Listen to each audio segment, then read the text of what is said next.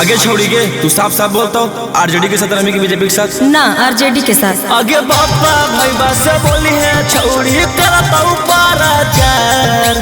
तेजो से आई तो तेजसा भी सारा कर एकर चलते करे परता चाहे छौड़ी मार तेजो से यार हलौ तेजसा भी सारा कर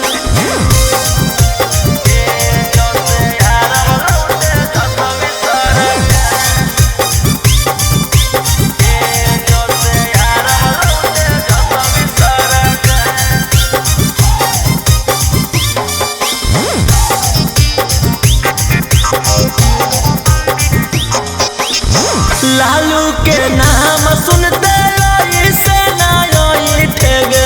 आ रहा टाइम अभी चुपचाप तू बैठेग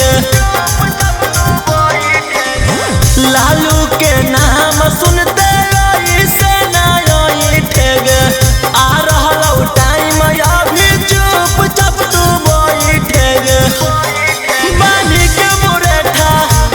लालू जी के बेटा आगे पावर देखई तो आरजेडी के नेता आगे बापा भाई बस बोली है छौड़ी करता पाराचार तेजो से आई तो तेजसा भी सारा कर एकर चलते करे परता चाहे छौड़ी मान तेजो से यार हलौ तेजसा भी सारा कर